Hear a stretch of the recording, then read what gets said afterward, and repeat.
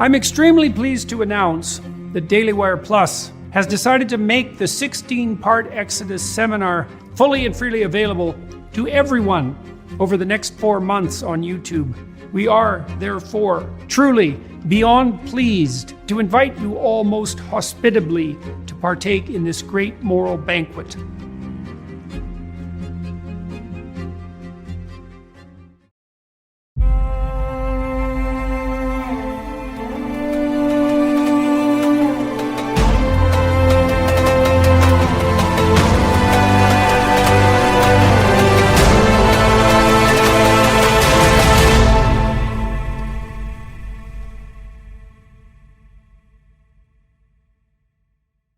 Hello everyone watching and listening.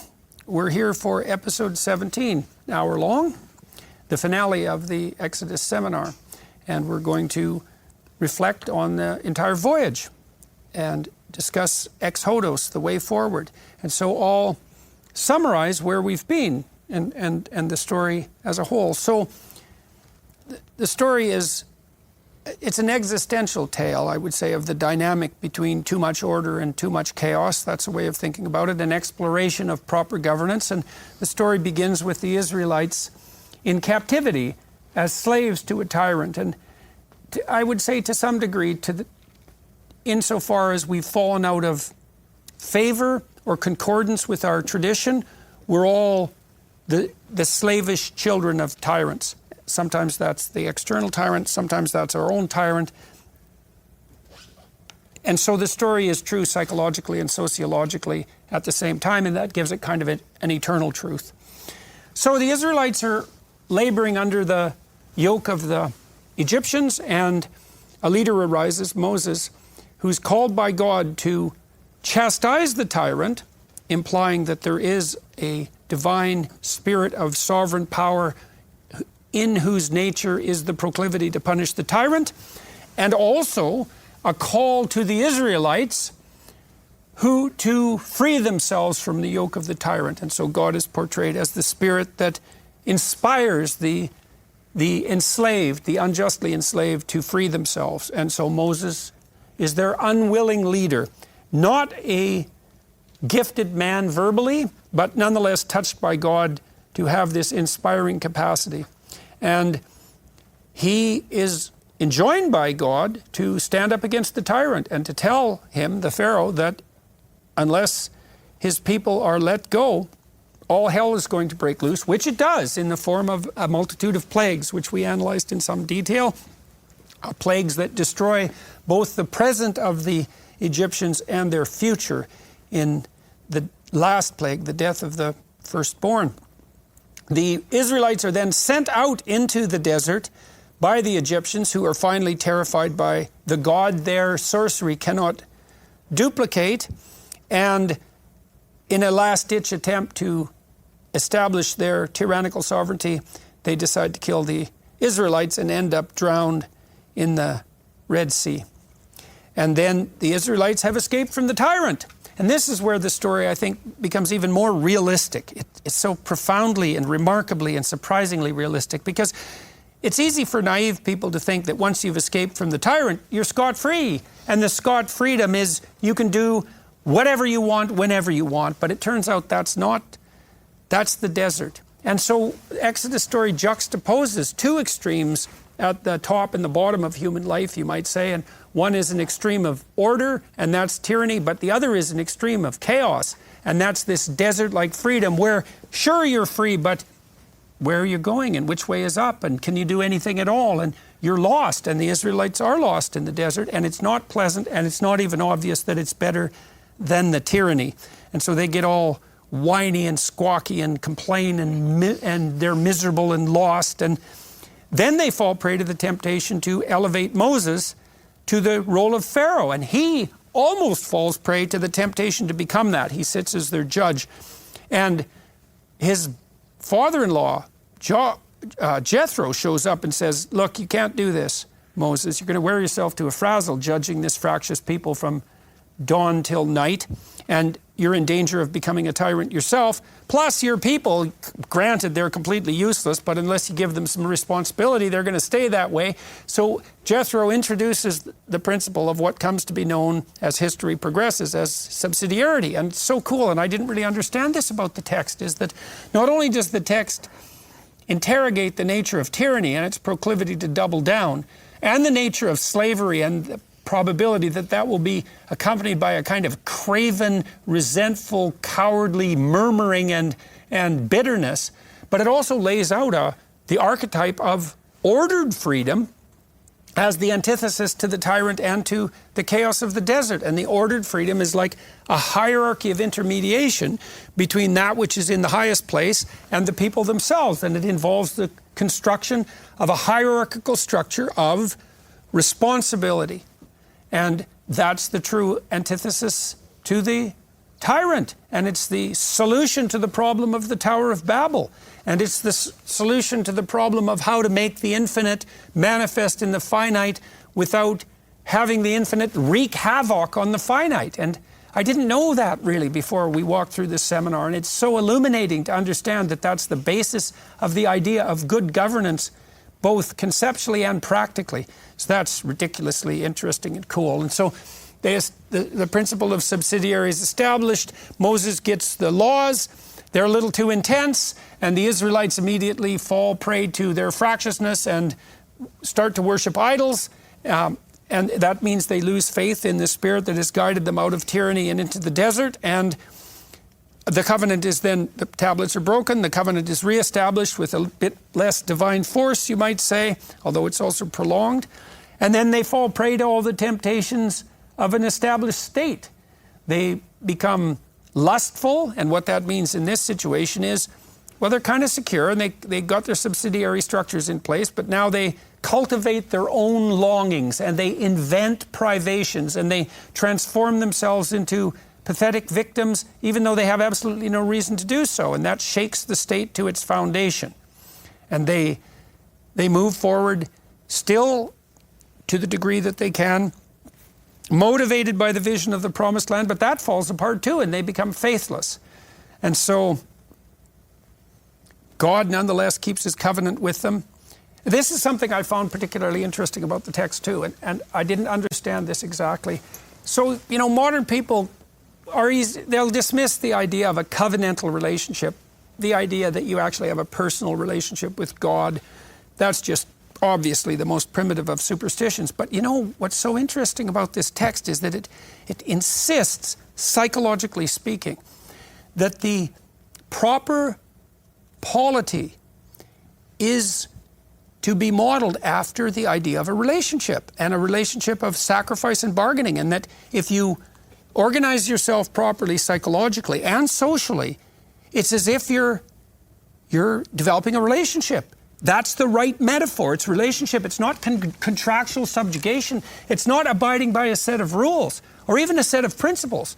They're there, but they're echoes of the covenantal relationship. And the proper relationship is put forth as something like, well, the possibility of communicating with the infinite in a personal manner, predicated on the assumption that you're in something like a father-son relationship, and that's the most appropriate way to conduct yourself if you're going to thrive, if your family is going to thrive, and if your state is going to survive and wax more abundant. And you know, it seems to me that that's, not only is that right, but I think in some ways it's necessarily right, because biologically speaking, you are a personality.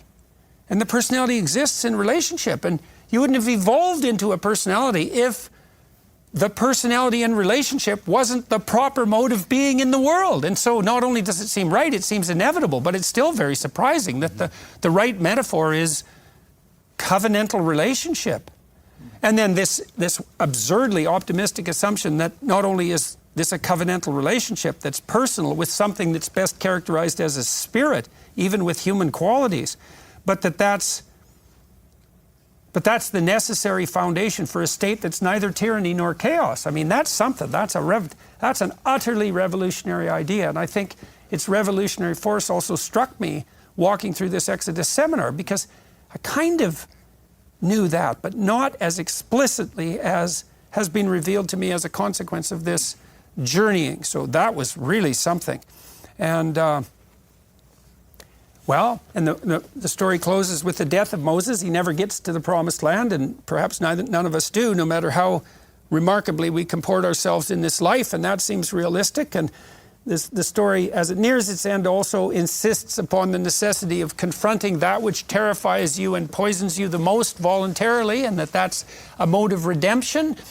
It ends with the statement by God that there are rewards for following the covenant and punishments for not doing so, and the rewards are major and the punishments are dire, but that even if you deviate, there's the possibility of return to the relationship, which I think that's about as hopeful a statement as you could possibly hope for. And we get a good lesson about what constitutes proper leadership out of the story as well. Moses is not a tyrant. He's not self-aggrandizing. He has a proclivity towards narcissism from time to time, but he keeps it damn well under control, and he's always attempting to subordinate himself vertically to God and staying in communication with his people, difficult as that is. And so he's a great model for true leadership, and he's also the person who introduces and is open to and abides by the principle of subsidiarity. So he's not gathering all the power unto himself, even though that's a temptation from time to time. I think that's brutally realistic and flies in the face of any sort of accusation on the part of, let's say, rationalist atheists that there's nothing to these stories but like a superstitious, what would you say, defense against death anxiety and a post hoc justification for the nature of God. It's like, no, this is pretty brutal and it's pretty realistic. And so it's been extraordinarily fun, and I've learned a tremendous amount, and it's been a privilege and an honor to be part of this. That's for sure. And so, so now we'll find out. We're going to go around the table one by one, and we're going to let everybody reflect on the story and what they've learned, and take the opportunity to say anything they want to say. And James, we'll start with you. Well, thank you, Jordan, and thank you, everyone. I mean, looking back on these 16 episodes, it's impossible to distill everything. I've learned so much, but I think more than that, I've been moved so much. At almost every episode, there's been some moment that has not just sort of illuminated me cognitively, intellectually, but has moved me deeply. And I'm just thinking about the enormous popularity that of the first series, and I wonder, why is that? And I'm just thinking, if this had been a more kind of formal university seminar or a seminar in a seminary, we'd have been looking at the sorts of questions and themes and problems that we just haven't touched on at all. Like, there's a whole guild of scholarship that approaches these texts in a completely different way. Questions of historicity, like, did this happen? How did it happen? When did it happen? Is it plausible that it happened? Questions of authorship, the sort of different layers, the different editorial hands that are at work in the different texts. And all of that it's legitimate scholarship, of course. It's a legitimate avenue of human inquiry. But it's not been our approach. I mean, that approach, I was thinking about this earlier today, that approach tends to generate a kind of a mosaic that doesn't produce a very clear picture. Lots of little different editors, lots of different authors, lots of different schools of interpretation. We've been approaching it as mosaic, capital M, in the sense that we've been approaching it as we've kind of bracketed those questions. We haven't said that it's a false way of doing things, or it's a true way of doing things, but we've kind of done an end run around all of that. We've treated it as mosaic. We've treated it, in other words, as a single, unified vision that stresses story and symbol, and also the third S, the sacred. I mean, this is what's been most interesting and moving for me. We've all got our different confessional commitments. Some of us may not have any confessional commitments at all, but we've approached this text with reverence, and we've been treating it really just very seriously, and we've been open to mining its riches. And I think that is just so important, and accounts for for the success of the conversations. And maybe to revere a text is to allow it to open itself up to you. I mean, that might be exactly the issue. I think so. So we've seen, on the story side, I mean, it's just that the narrative logic's been brought alive for me by, Greg has been great on the storytelling side, and Jonathan too, and the symbolism, you've brought that out, and Jonathan has too, but also, as I said, we've all got our different commitments, and we've been understanding it through our different faith traditions, as it were. Yeah, nobody ever asked the question in the seminar, why are we taking this text seriously, right? That was an a priori commitment, and it's interesting that was the case and that it never came up as an issue, right? We've come back again and again. I think this is what I found so moving, that it's not been that we've been reading Exodus, but that Exodus has been reading us. Mm-hmm. We've learned new things about ourselves. We've learned new things about society. It's generally not been a very political discussion either, and yet we've seen the enormous kind of political ramifications, new ways we can understand the problems of affecting society and culture through this ancient text. It's just been remarkable for that reason. So those have been the things I've taken away. I mean, the text itself. What is there more to say? I mean, I work in philosophy. I spent a lot of time reading the ancient Greeks, reading contemporary philosophy. It's really, you might say that the world of Plato and Aristotle is the sort of the world of the timeless and of the abstract, the world of logic. And we have had some of this. So famously, in Exodus 3:14, there is this sense that God is, as it were, beyond time, is like, as in Plato, he sort of occupies that heaven beyond the cave. And yet, it's not just that. It's a God who comes down into the cave, who is moved, who shows his compassion, who breaks into history, I think.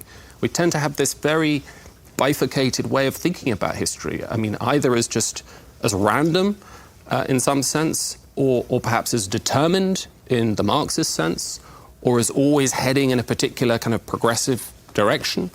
Or we sort of have the kind of timeless logical approach of the sort of the rationalists. And what we see here in these texts is a fusion of those two traditions. We see it's got both. We can see, obviously, its enormous contribution to the Christian intellectual tradition, but we see in it, as it were, glimpses of the Hellenic as well, glimpses of the Greek tradition. And that's been remarkable for me, this idea that for the first time here we see that the idea that history has a direction, but it's not a random direction, it's not fully determined, it takes seriously human freedom, it accommodates human failure, and it unfolds always not just in a kind of random dynamic flux, but against an objective, transcendent standard of the good, of moral order, of political order, and of social order. Are you looking to dive deeper into the entire Bible? Look no further than the Hallow app, the #1 prayer app in the world, featuring an entire category of content to help you dive deeper into prayer and meditation on the Bible. By studying the Bible, you'll gain a deeper appreciation for the power of storytelling, symbolism, and metaphor, enriching your understanding of literature across different genres. Go through the Bible in a year with Father Mike Schmitz, or hear the Bible narrated by renowned actors like Jonathan Rumi from The Chosen or Jim Caviezel from Sound of Freedom. Hallow has over 10,000 audio-guided prayers, meditations, and music to deepen your understanding and knowledge of the Bible. The Hallow app also helps you connect with a community of like-minded individuals, sharing experiences, insights, and encouragement along your path to spiritual growth. Download the app for free at hallow.com/exodus. You can set reminders and track your progress along the way. Enrich your education and nurture your mind and soul today. Download the Hallow app at hallow.com/exodus. That's hallow.com/exodus. Again, it's hallow.com/exodus for an exclusive 3-month free trial of all 10,000 plus prayers and meditations. With a tremendous insistence that at its basis, the fundamental order is both good and relational. And personal, exactly. Yeah, amazing. Dennis. So I'll say a personal word and then a global word. So on the personal, to be self-revealing, I have this theory, and I hope I don't think I did say this at any of our sessions, but I've had this theory a long time. You know, there are many ways of dividing people, right? There are those who this, there are those who that. So one of my divisions is there are those who want to be stars, and there are those who want to be on an all-star team. And I am in the latter. I have never, my joy is to be on an all-star team. That's what I have felt for all these seminars, all our sessions. And that's a great honor and a much greater joy than being a star. I mean, what I have learned from each of you is emotionally as well as intellectually rewarding. I intend to bring a lot of these ideas to the audience that I have through my radio and PragerU and my little synagogue in Los Angeles. So this is a big thank you to all of you. I don't have much to add. I just want to say one large thing that I thought of the entire time. I don't think that there is a secular equivalent to what we have done here. I don't think there can be a secular equivalent. Why not? Because secularism doesn't produce wisdom. That's why. I'm convinced of that, and I have proof. It's not a theory. The most secular institutions in our society have the least wisdom, the universities. So either what I'm saying is true or not true. But if it's true that the least wise institutions are the most secular, it is causative. It's not just correlated. They are, it is a factor. And the great line from the Bible, what is it? Again, I got to go from the Hebrew. Wisdom begins with the fear of the Lord. When I was at Columbia, and it's on the internet, I wrote this 25 years ago, how I found God at Columbia. So I was at the Graduate School of International Relations, or International Affairs. And I was already then learning nonsense. Men and women are basically the same. That was already taught to me in the 1970s.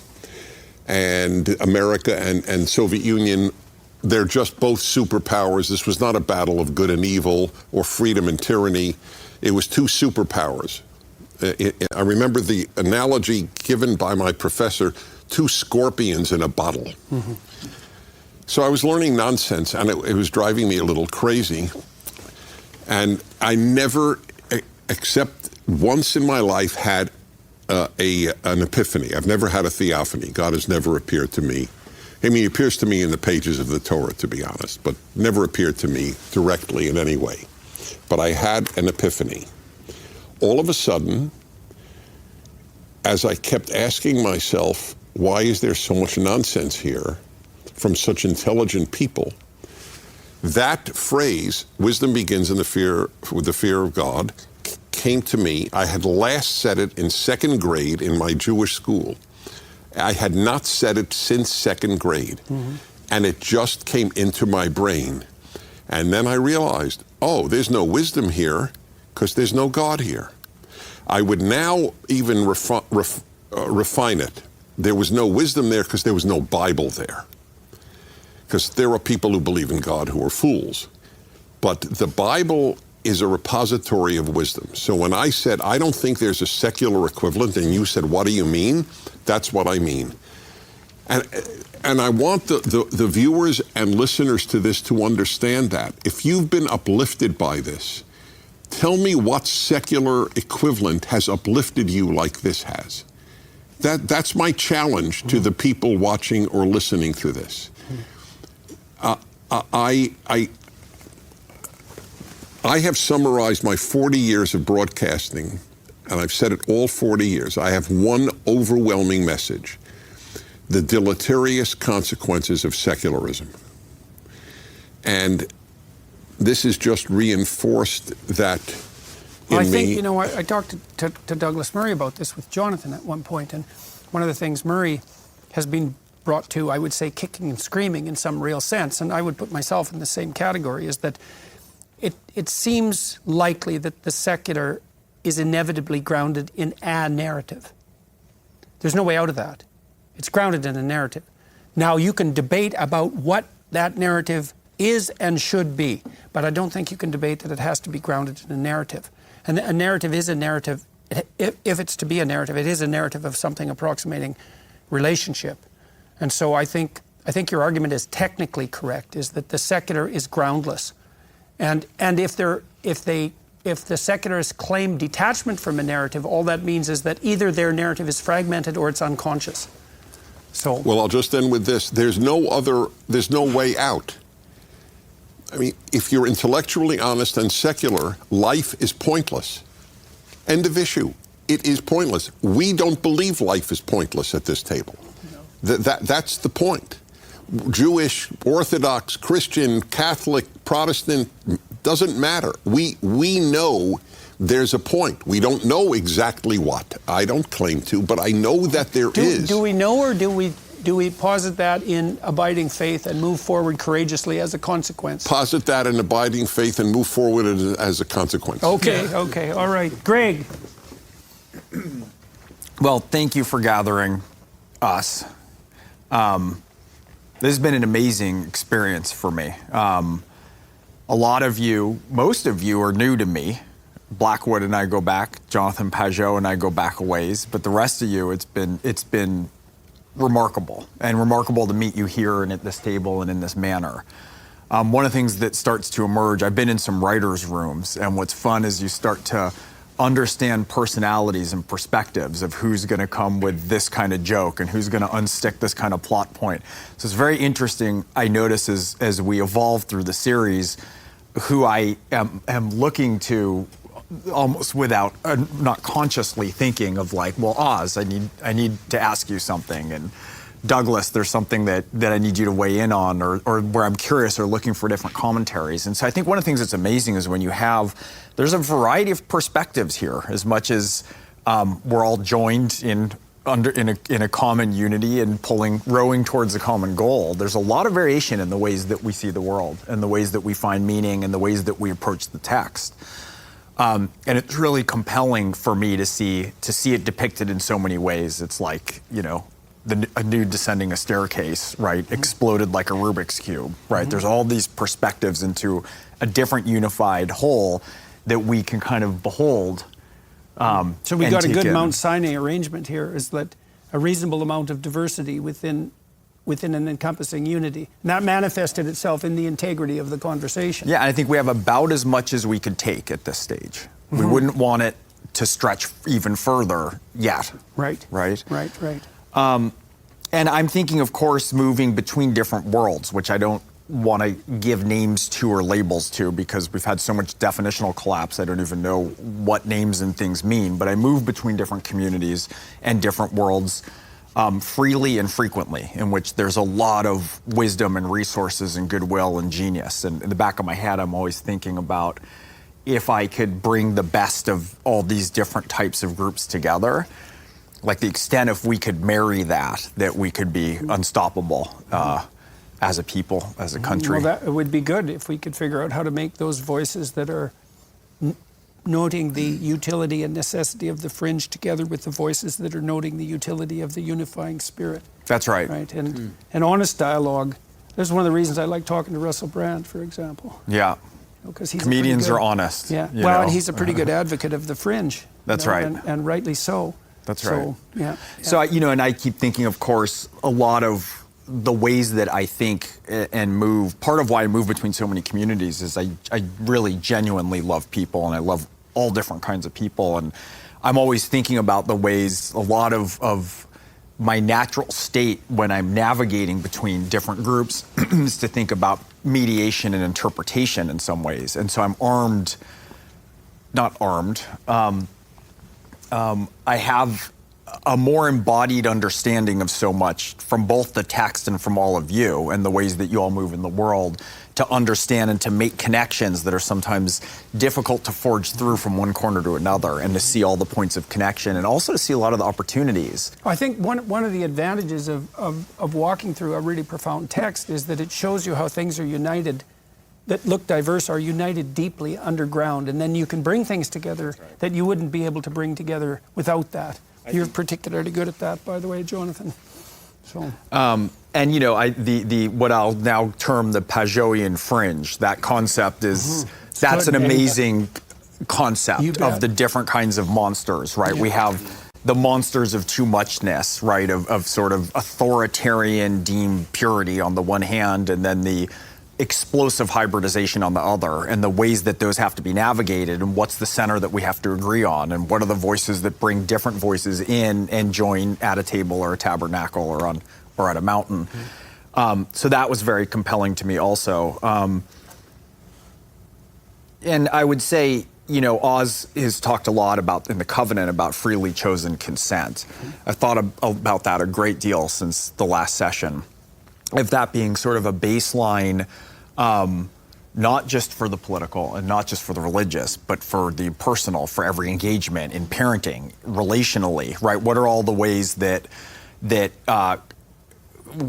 I seek to exert some kind of control over something, an endeavor even, a relationship, parenting, right? Freely chosen consent as being a key unifying goal seems so essential. And maybe an indicator of the immanence of the transcendent, right? If you can structure the relationship so that you maximize the consent of the person you're in relationship with, that could easily be a marker that the proper spirit of dialogos exists in that relationship. And there's such a clarity in Exodus. It's such clarity of the necessity for subservience to a higher order. And one of the things that I like so much in this is that the Israelites exhaust every other option that's available to them. They try and mess up every conceivable way, right? Redefining the past, lying about what they've just seen, right? Claiming glory for themselves. And it reminds me all the time, you know, those haunted house movies where you're like, why don't they just leave the house, right? and when you're working on a project like that, you're like, well, the phones are out because there's a storm and they can't reach the cops, right? And there's a flat tire, right? And somebody said, you know, there's an angry staff member who savaged the road out, and you have to cover all the bases. And Exodus in some ways is a meticulous and exceptional covering of all the bases to any argument that you... All the way a state can go wrong. A state and the people can go wrong. All the ways you can try to not be subservient to a higher order in a way that's defined and uphold the world of your covenant, right? So you need to do that, and you can't just run out of the haunted house because no one's going to really care or believe it. So it proves its case with great wisdom and magnanimity. So that's also what makes it a great work of literature, right? Because it's like when Dostoevsky writes Crime and Punishment, Raskolnikov, the murderer, has every reason you can think of to be a murderer.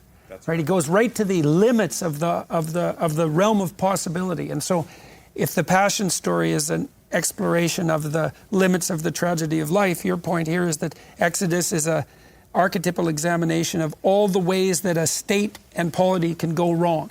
Yes. Right. Yeah, and so that's an amazingly illuminated path, because you can't just lay out the story. Right, you have to lay out the avenues of all the other ways of why this is the illuminated path through this labyrinth of pharaohs and snakes and drowning seas and serpents and plagues and locusts. And so the other thing that I would say is that so much for me of my arrival or appreciation of faith is sort of the light of God shown on Michelangelo, right? Or the light of God shown through Beethoven. Like, it's very hard to listen to the Fourth to the Ninth and feel like that's something that he did, right? The light of God shown on Shakespeare. And so what's so interesting here is I think that one of the things that I've been giving a great deal of thought to about, let's just call it institutions, right? Even when we have a very clear separation, and in my estimation, clear and necessary separation of state and church, or that we have certain secular institutions that need to, or that precede that proceed at a distance from religion or faith, they can't function or flourish without the light of God shown on them or reflected to them. And so that was a very big part for me of this experience of walking through this with the wisdom of this collected cohort, is because it was another way to go back through Exodus, which I haven't read closely since my freshman year of high school, really. And to go through sort of piece by piece and see all the ways that this is a story that we use in some ways as in immersive experience, and also a mirror that you hold up and try to reflect and shine the light of onto every endeavor that we pursue. Yeah, great. Douglas. Well, thank you for the invitation to the feast. And if I may be forgiven for a possibly perverse image in a group where there are at least a couple of teetotalers, one might think about the strange phenomenon that a really good bottle of wine tastes in purely aesthetic terms better in company when you know that others are also enjoying the wine. And I felt it's been like this with this seminar, so thank you very much indeed. What have I taken from it? Well, this is obviously a paradigmatic narrative of pilgrimage. So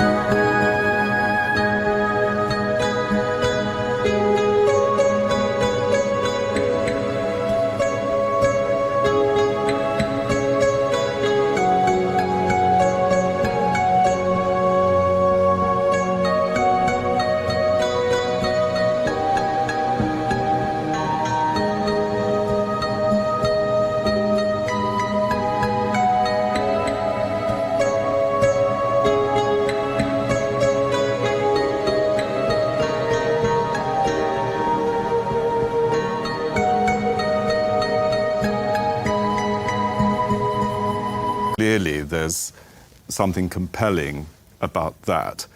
And I've found it extraordinary to listen to the explication of that narrative on different levels, in terms of the explication of the Torah, or the psychological dimension, or the philosophical implications. So again, I've learned a great deal from that.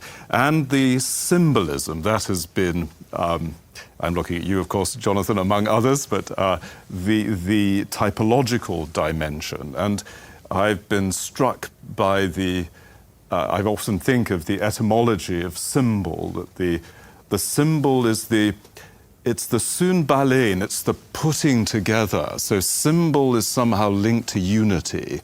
And interestingly, of course, the devil is the diabalein, the one tearing apart. Mm-hmm. Yeah? And of course, we all encounter that tearing apart of evil.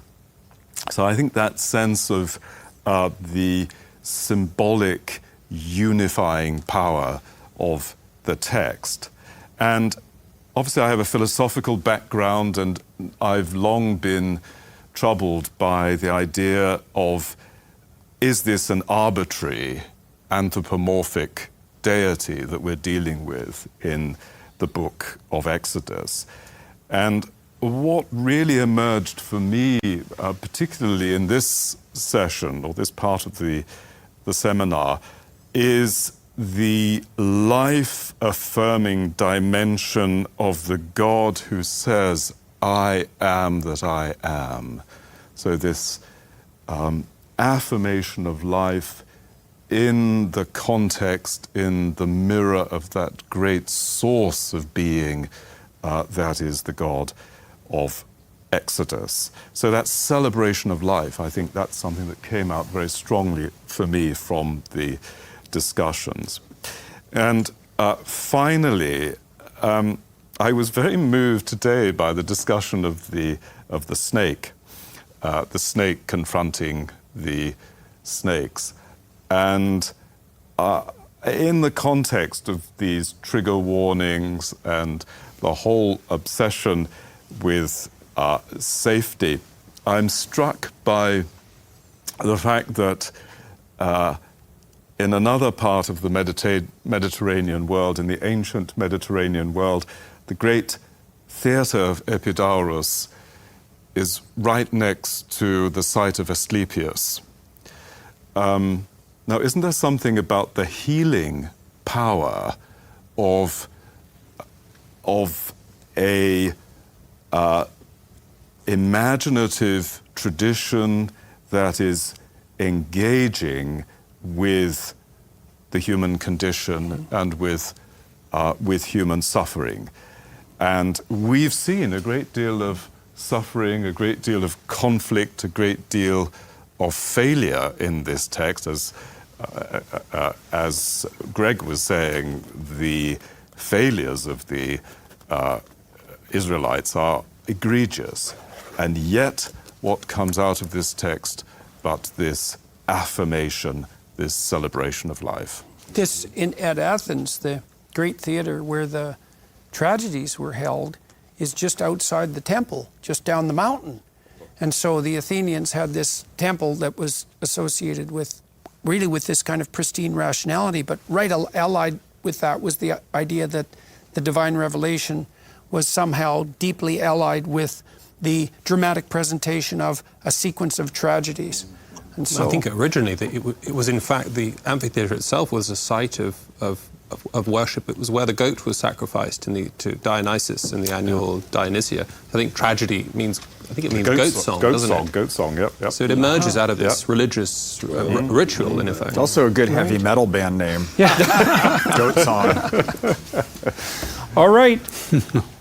Oz. Thank you. What a privilege to be with you.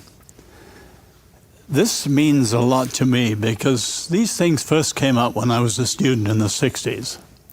I had just come to faith, and it was widely held that freedom and toleration came from the Enlightenment in revulsion to the wars of religion.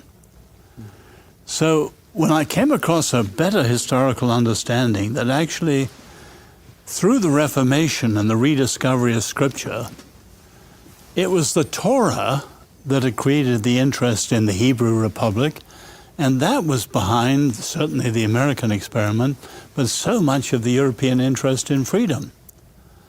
In other words, it struck me then, and it does today more deeply, Exodus should be put alongside Plato's Republic and Aristotle and Machiavelli's Prince and Burke and Montesquieu and people. It is a classic of understanding of humanity, freedom, and politics.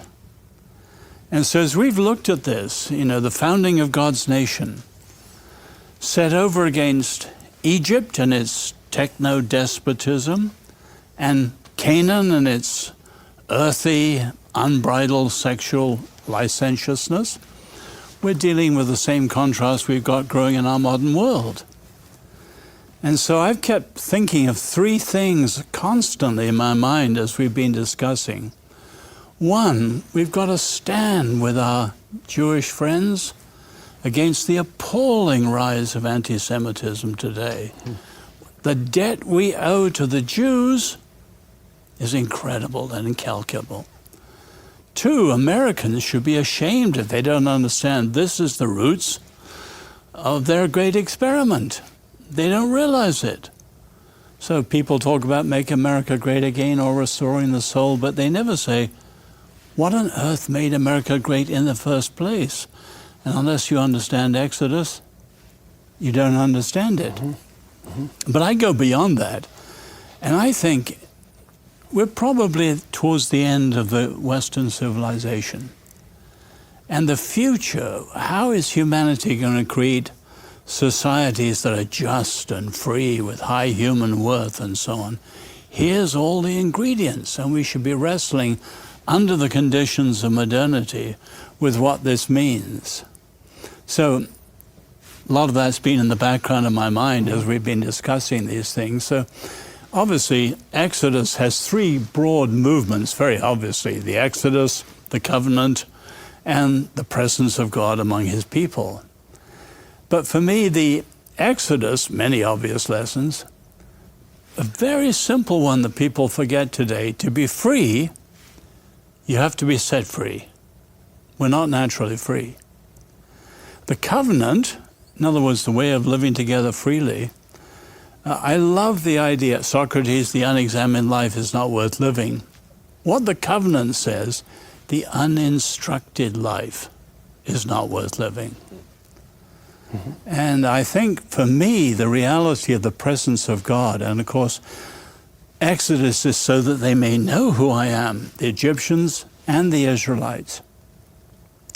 I think today, we've talked to secularism, much of modernity is in Plato's cave. They haven't seen the sun. And what this is about at the end of the day is the need for a massive global awakening to the supernatural.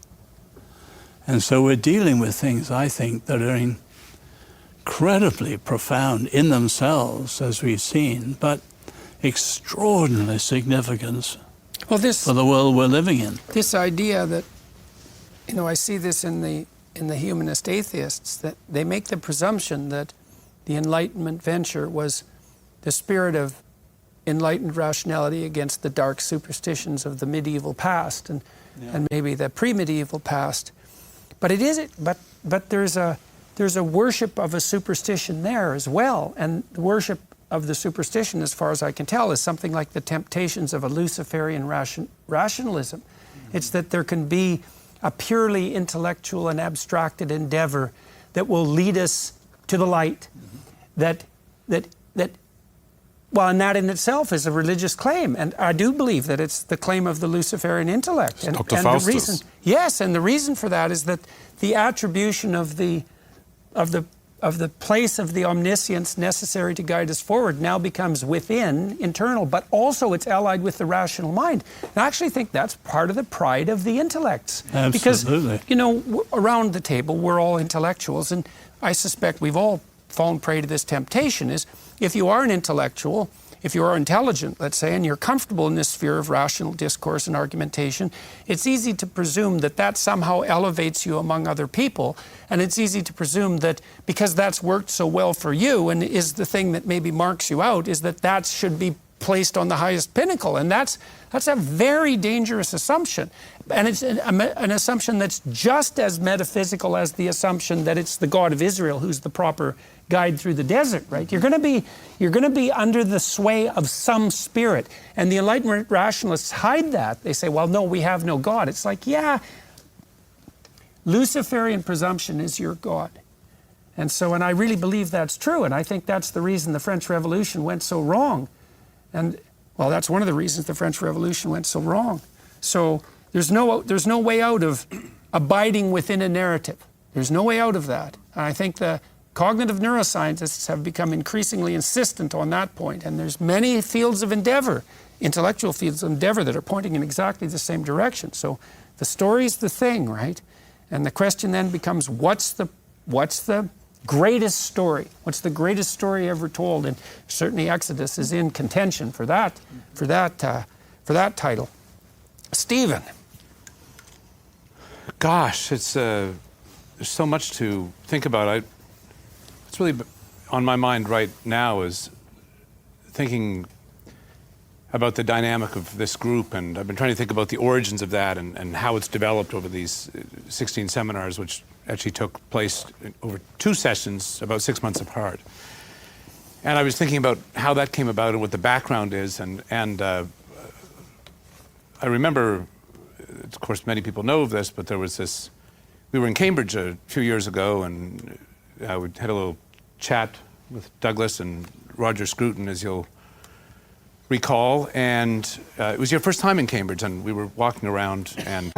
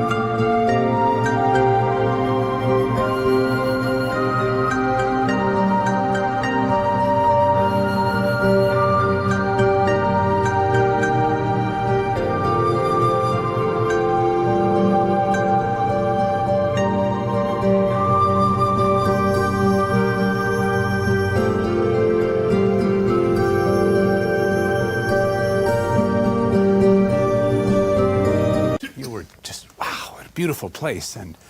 And I remember you said, do you think there's any chance I could come back here? And not that it was up to me, I was just a visitor like you. But Douglas invited you back to Cambridge to a fellowship, which was then canceled.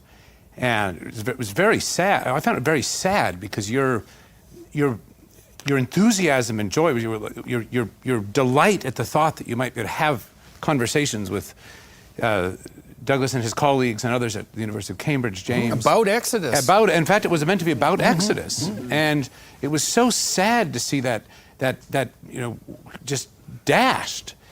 And it was sad for me personally to see it for you, but it was sad to think about what that would what might not happen. And then it was not long after that you and your family had a very difficult time. And I know you've talked about this publicly, a long period of a kind of desert and illness and some tyranny in there, tyranny in there too. And it was one point in the sort of middle end of that you and I had a chat on Zoom, and I could tell that you were really struggling, and you've given so much to so many people, opened things up for them, and I felt really saddened. It was difficult to see someone suffer, let alone someone you love and admire. And I remember just thinking, is there anything I could give to Jordan? I mean, I don't live close enough. I can't go over and, I don't know, cook him a steak. I mean, we live too far away. And I had a few years earlier an experience during a Lent where a few friends, we had just gathered, actually, before Zoom, we were on the old thing called the telephone.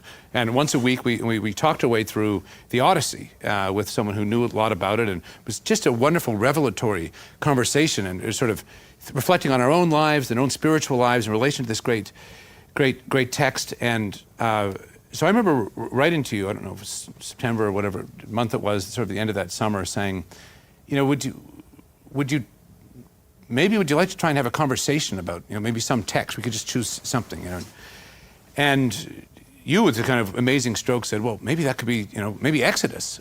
We could talk about Exodus. It would be preparation for my lectures. I remember that. And then it could have, fell by the wayside, because actually then you really were feeling much better, and you started traveling again, and the tour and so long. But you didn't lose the idea, and that's not. It's not the point of the story. Is not in the least that I feel somehow to take credit for this conversation. It's actually that, for me, those origins are very important to what's happening here. Origins of a kind of friendship. And my biggest reflection about our time together is how much deeper I feel this conversation has become for me.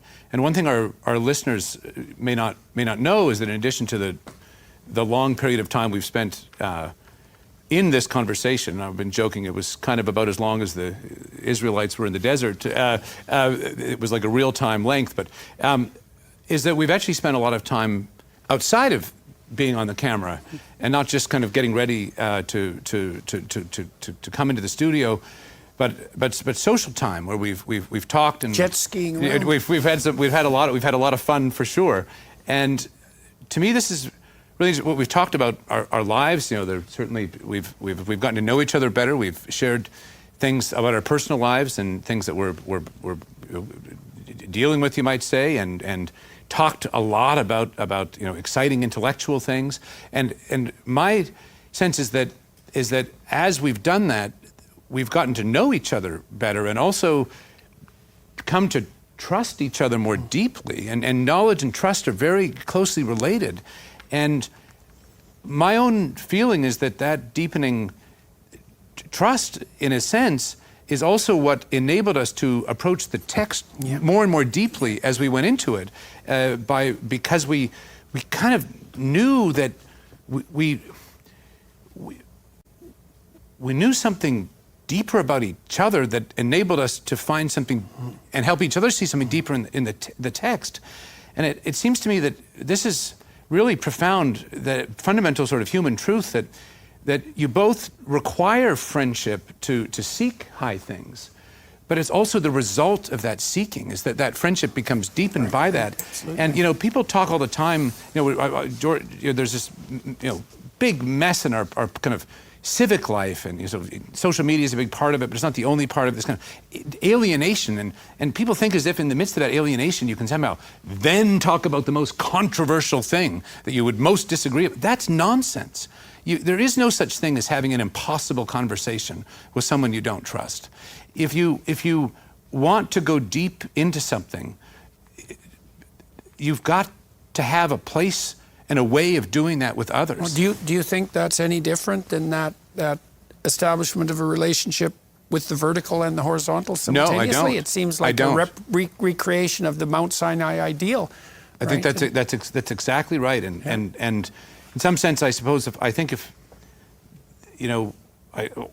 I want to say to our listeners is what I think I want to say, what I've reflected on in ourselves, and that is, if you want to discover deeper things and go deeper, then there's a sense in which you can begin by lifting others up in a way to sharing yourself with others in a way that allows you to create that horizontal, or that is itself. When you do that with others, you're already orienting yourself to something high, which is why it gives that horizontal life, that horizontal movement depth and power and truth. It makes it foundational rather than sprawling. Yeah, exactly. So anyway, for that, I thank you all, and especially you, Jordan Peterson. Great, Stephen. All right, Mr. Peugeot, looks like Can I you say have something after that? I'm about to cry. What's going to happen? You have the final word here, sir. I have to say that the whole time we've been doing this, we've been going through this. One of the things, the thought that has come up and in the discussion is just how impossible what it is that we're doing. How can we be talking 16 hours about a book, and how is it that all these people want to watch it, and how is it that we're doing it in a spirit of curiosity and of helping each other and of moving towards this unity. And I think that in some ways what I'm seeing happening now, this weird thing that we've been through, is a concentration of something that started, at least for me, when I encountered you several years ago. What I've seen is that there's a shift happening in culture. It's happening right now.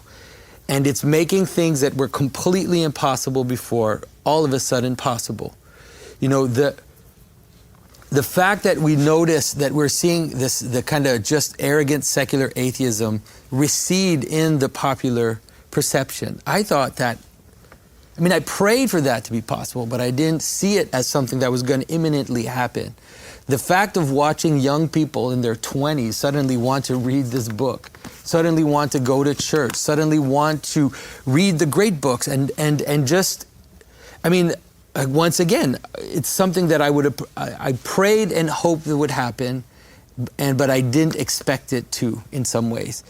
And ultimately, I would say, when I was in college, I realized that we had a problem. And one of the problems was, on the one hand, you had Bible scholars who argued about some little name in the text and where did it come from and who was the author, and fighting over all this stuff, breaking down the story and the narrative. And on the other hand, I could see groups and churches trying to hold the narrative for themselves and make it useful only to their purpose. And what I dreamt of and I hoped for was the possibility of looking at this story of this text as something which is foundational for our very perception of reality, for the very way in which we, and being able to look at the narrative and eschewing those two problems. And we did it, and it's astounding. And I'm just completely amazed and grateful, honestly, to God, but then also grateful to you and to Daily Wire for making something that seemed completely unreasonable happen. And so, thank you. All right.